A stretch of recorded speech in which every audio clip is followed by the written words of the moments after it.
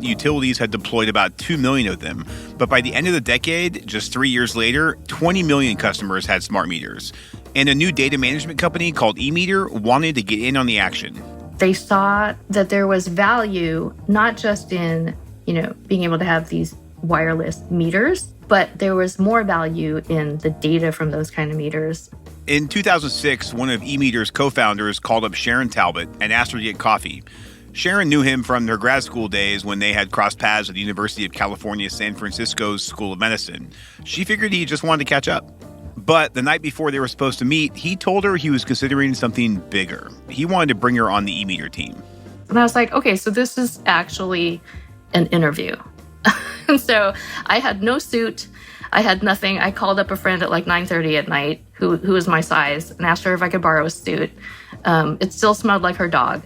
Now, at the time, Sharon didn't know anything about utilities. She'd studied anthropology in grad school, and after a few research gigs working with refugees in San Francisco, she'd spent the better part of the last decade shuttling 3 kids to school, baseball practice, and the theater. But she figured, why not?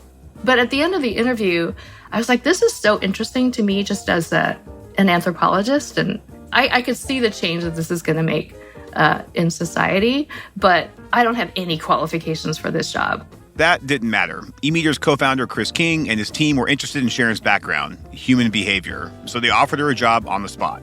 So a week later, I was working for them.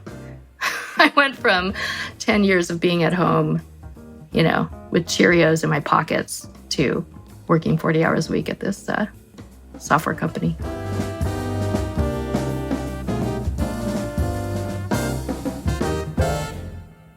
Getting into this job, learning the role, it was daunting, but I also felt excited because I had sort of a anthropological interest in how this would all play out. And the first few projects that I had, that they had me working on were a bunch of pilot projects with utilities on time of use rates. And it's like trying out different ways of working with customers to bring them along this journey of being aware of their energy, managing their energy, working with the utility on getting the utility's goals as well as the customer's own goals met. It was just super interesting, and I did find a lot of personal satisfaction in it.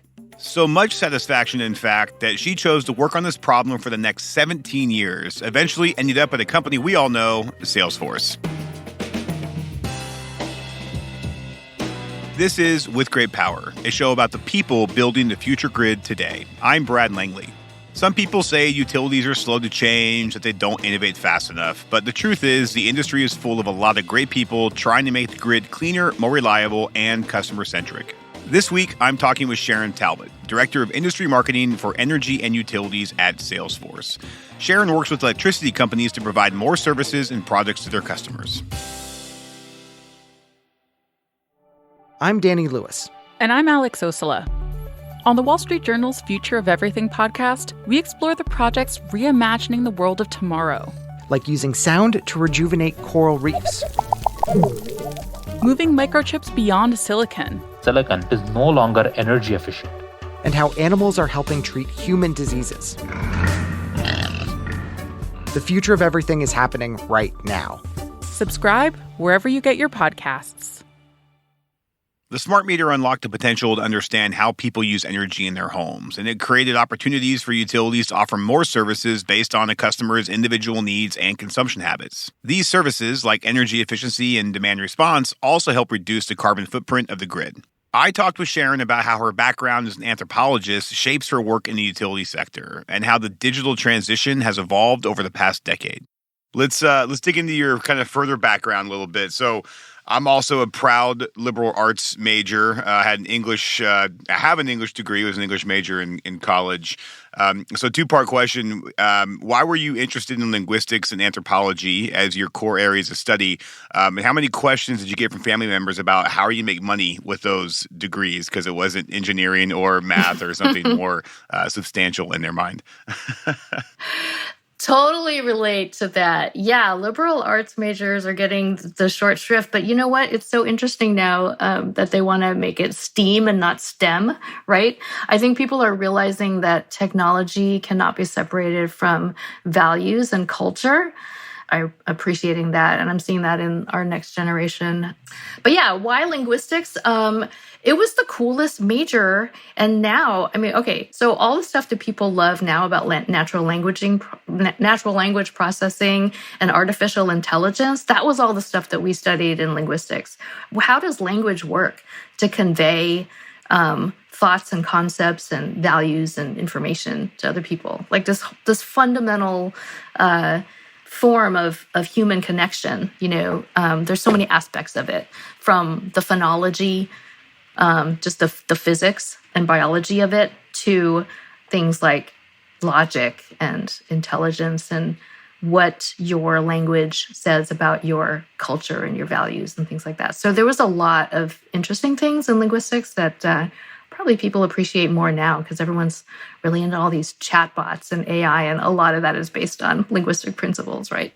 I used ChatGPT to write my dad a poem for his 70th birthday, and it was pretty awesome. So I love kind of bridging the gap between linguistics and what's happening now with all the AI tech. It's pretty incredible. Wait, but as an English major, did you assess this poem? Like, was it? Yeah. Okay. I did. Yes, we actually did a recording of it as well. So it was like a lot of fun to kind of see it come to life. And I did make some edits to it. I didn't just pass it off by hand, but yeah, it was fun. So what kind of work did you do after college? I worked with, I had my anthropology degree actually was about Vietnamese, actually South Asian refugees in general in San Francisco's Tenderloin district. And it was a whole ethnography of the families there. And I was working for a lot of refugee resettlement, English as a second language, workplace training programs that were based in San Francisco. And I also worked for some startups that were for like children's museums and experiential theater and places like that in San Francisco. And I did all of that, thinking that that was sort of going to be my path, never thinking that energy was going to be my path. Had not thought twice or even once about energy and utilities. So 10 years later, after taking time off work to raise your kids, you got the call from Chris King. You went to eMeter. What did your time at eMeter teach you specifically about utilities and how best to work with them? We did one pilot with a utility in Canada, and I felt terrible because I had to pretend that I was like, we couldn't let on that our operations for the pilot were not in Canada, because Canadians are sticklers about that. And but I ended up having to do a lot of customer service. So we were trying out different designs for bills. I think now people are used to sort of these O-Power type bills where you kind of show your usage and you show what the rate was at a different time, and you have like these rate blocks, right?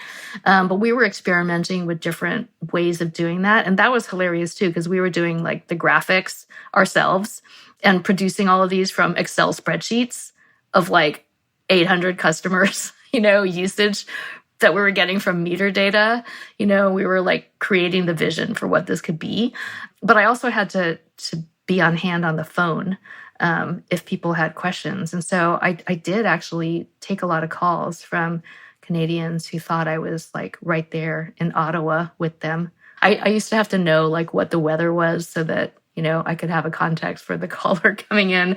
But like learning from their questions and hearing from different people there were some really, really like nerdy people who were, I had a guy who was like, well, I'm looking at my meter, but I have sub-metered all my own appliances and I don't think this is reconciling right and all this stuff. So you have people like that, but then you had other people who were like my mom used to call the Comcast people and be like, could you help me also with my television box? And like so we had all of that. So it was interesting. It really reinforced for me how much the energy consumer and utility consumer, like you definitely have to take into account everyone's whole lived experience.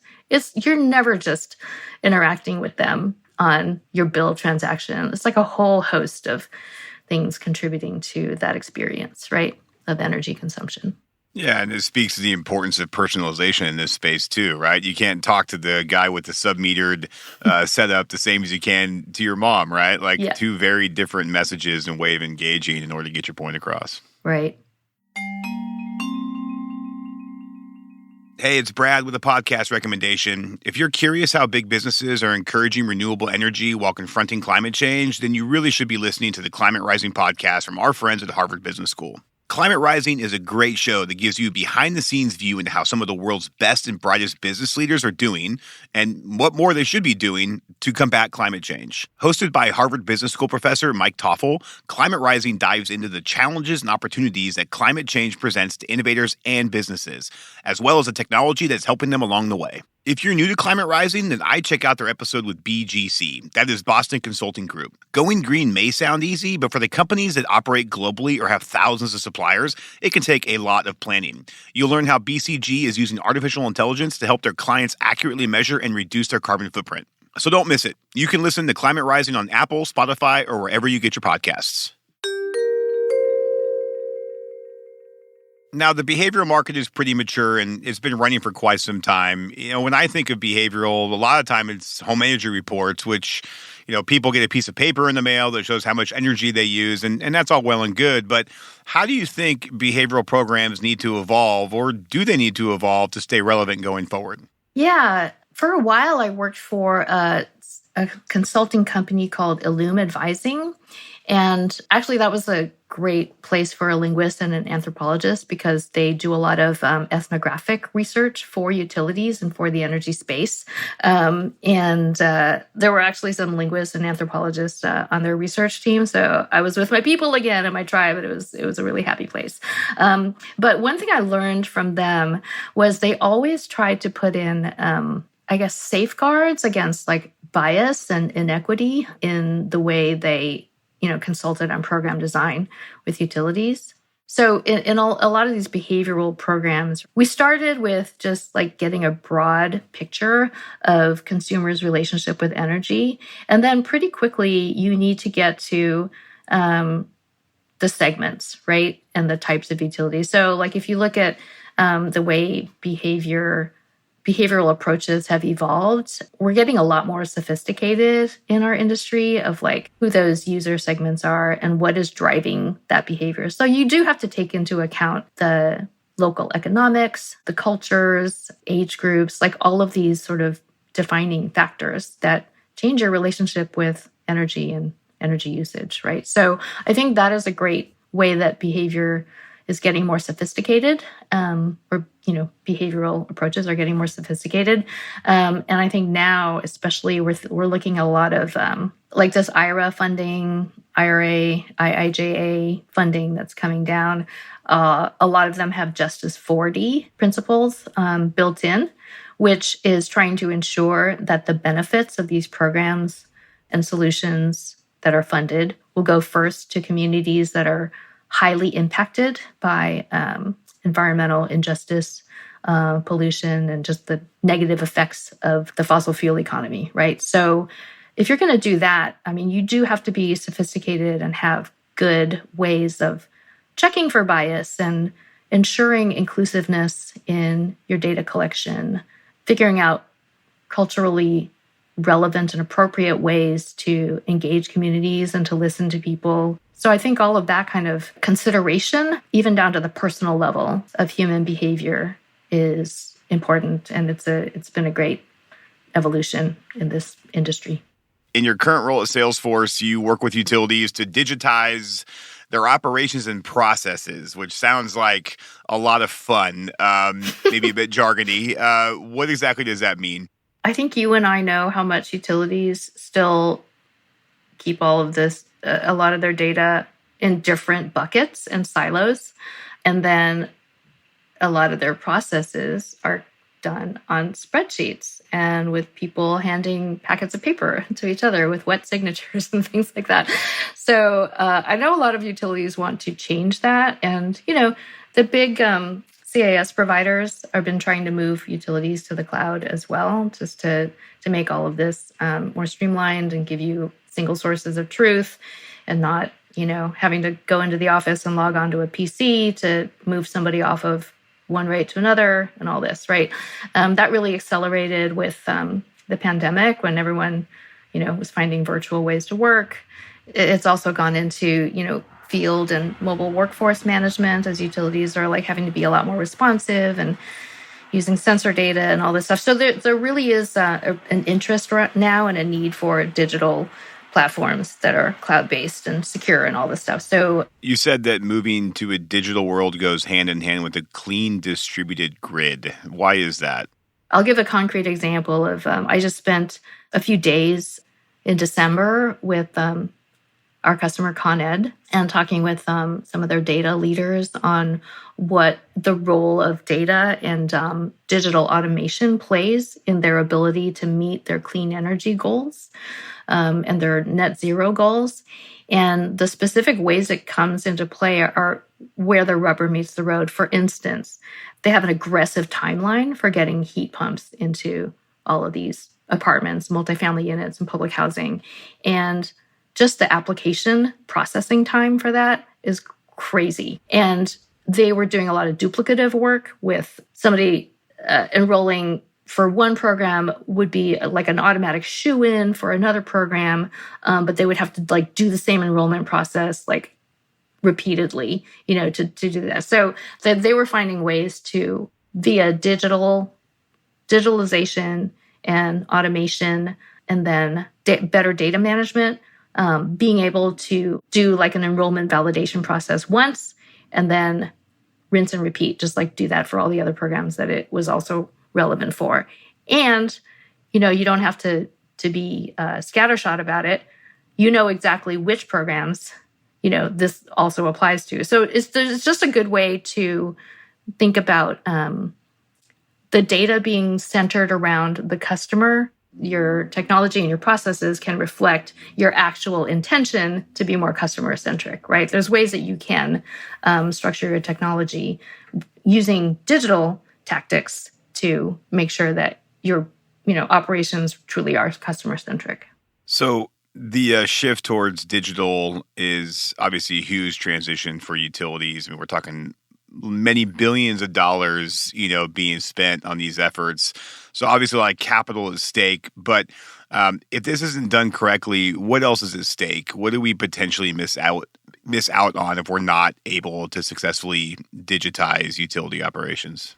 It's just timing, really, right? Like, can your business model as a utility and your operational models keep up with what consumers and really your communities and all these other stakeholders like transportation sector, manufacturing sector, building envelopes, like all of these other stakeholders? Can your utility business operations and revenue models keep up with what all of these stakeholders demand as we try to accelerate our clean energy adoption and transition? A lot of that really is dependent on people and their intentions to maybe like work with communities on getting rid of fossil fuel power plants in their communities and replacing that with, distributed energy sources and other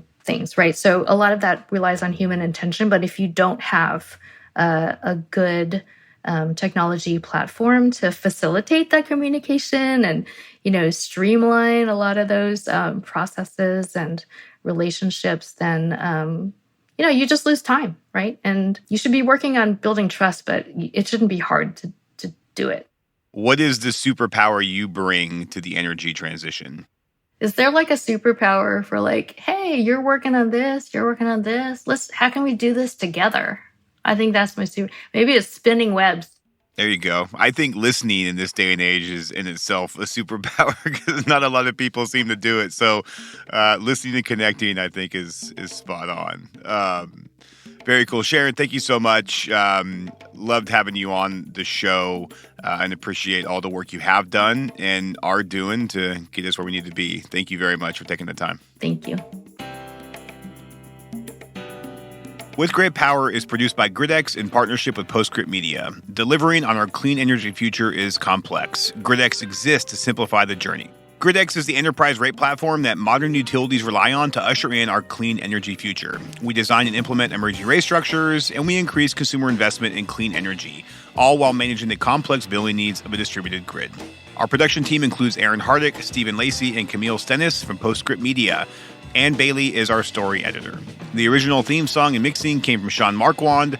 The GridX production team includes Jenny Barber and me, Brad Langley. If you like the show, and we really hope you do, please help us spread the word. You can rate and review us at Apple and Spotify, and you can also share a link with a friend, colleague, or the energy nerd in your life. Thanks again for listening. I'm Brad Langley.